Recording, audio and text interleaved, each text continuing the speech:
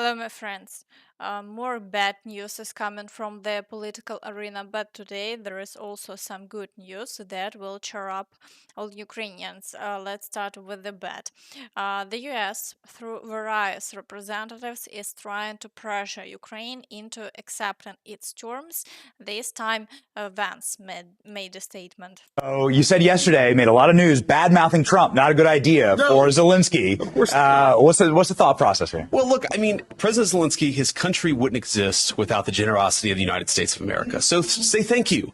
And if you disagree with the president, pick up the phone and call him or call one of our great diplomats. Don't go on a media tour around Europe bad mouthing the president of the United States. It's insulting. It's insulting to him. It's insulting to me. It's insulting to the American people. And by the way, it's stupid. All of us who know. But the fact that they haven't provided Ukraine with enough weapons to defeat Russia, that doesn't seem to matter. The main goal is to squeeze more resources out of Ukraine. Meanwhile, US Treasury Secretary Bessent stated that if necessary, they would lift sanctions on Russia. If needed, we will consider lifting sanctions on Russia, Bessent said. He also claimed that Zelensky had supposedly promised to sign a deal on mineral resources in Munich, but later backed out. Overall, it's clear that they are putting maximum pressure on Ukraine when, as Ukraine's partners, they should be pressuring Russia instead. Unfortunately, reality is quite different.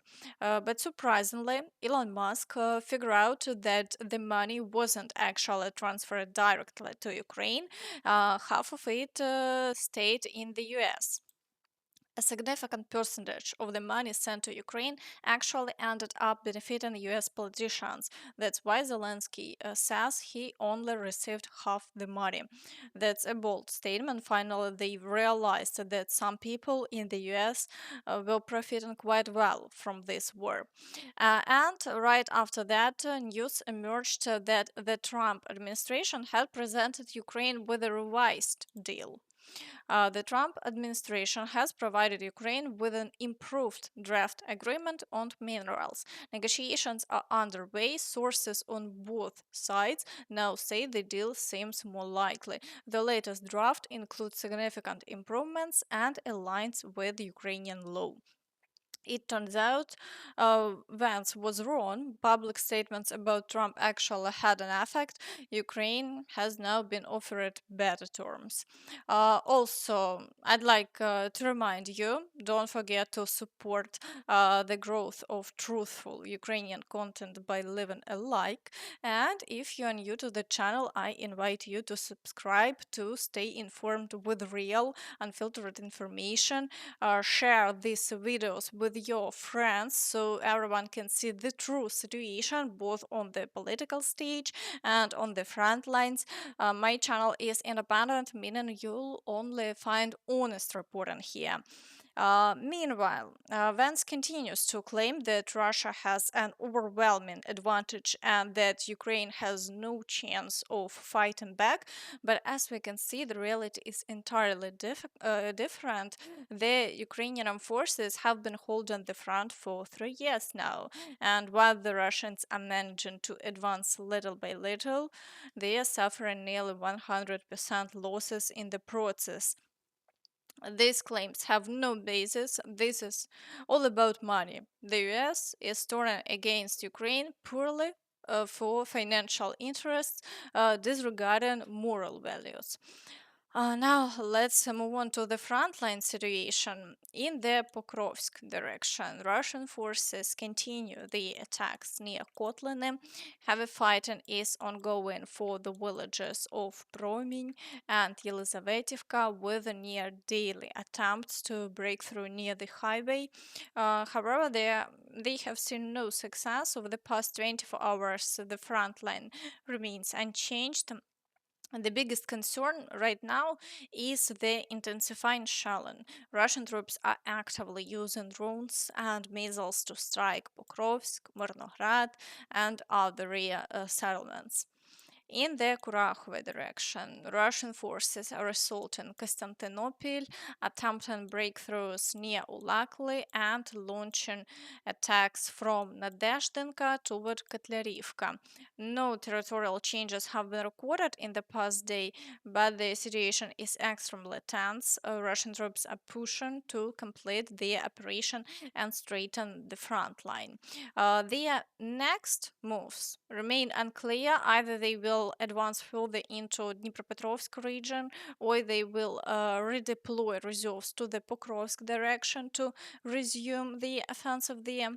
For now, we wait to see how events unfold.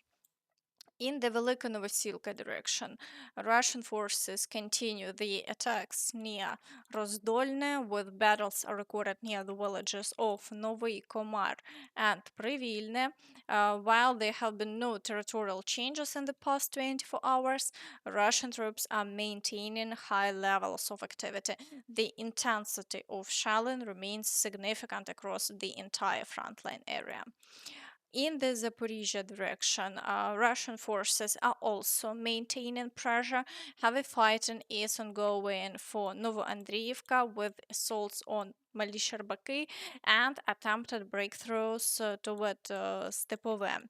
Shalin remains constant, but so far Ukrainian forces have successfully repelled all attacks, keeping the front line unchanged over the past day. In the Kherson direction, Russian forces haven't launched any new assaults.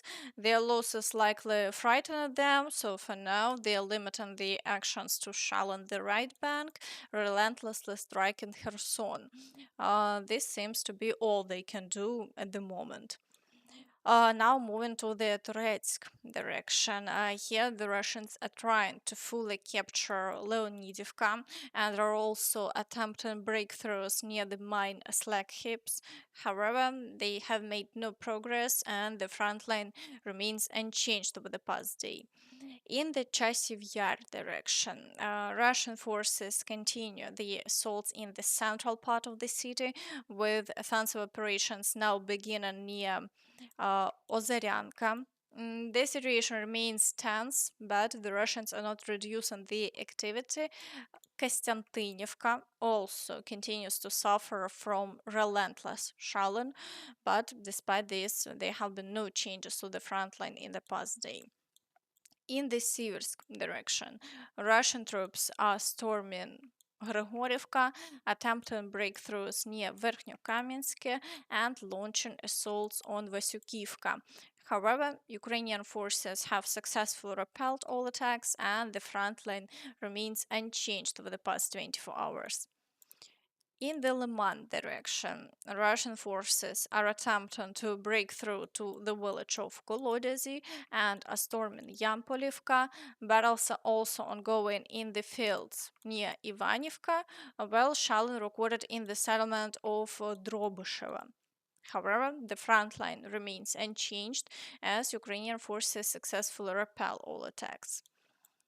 In the Burova direction, Russian troops are assaulting Bohuslavka, but as before, have made no progress. There is no significant activity elsewhere except for ongoing battles southward near the village of Makiyevka. Despite the fighting, the front line hasn't changed. In the Kupiansk direction, Russian forces are attempting to storm Petropavlivka, pushing from Stepova Novoselivka and Shalin Kupiansk.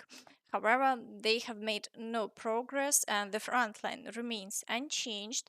There has been renewed activity near Dvorichne, with reports of fighting near the village of Zapadne, although no significant changes have occurred yet. In the Kharkiv direction, this region has largely stabilized. No new assaults are being launched by Russian forces, and Shalin continues as before. Fighting is ongoing in Vovchansk, but Ukrainian forces are successfully repelling all attacks, and the situation remains under control. In the Kursk direction, the Russian counteroffensive continues, but with low activity, and there have been no changes to the front line, despite reports of fighting near the village of Sverdlikova. we're still waiting for the developments. And that's all from me. So please don't forget to like this video, subscribe to the channel, and hit the notification bell to stay updated on all the latest news. Thank you for watching, and see you next time. Bye bye.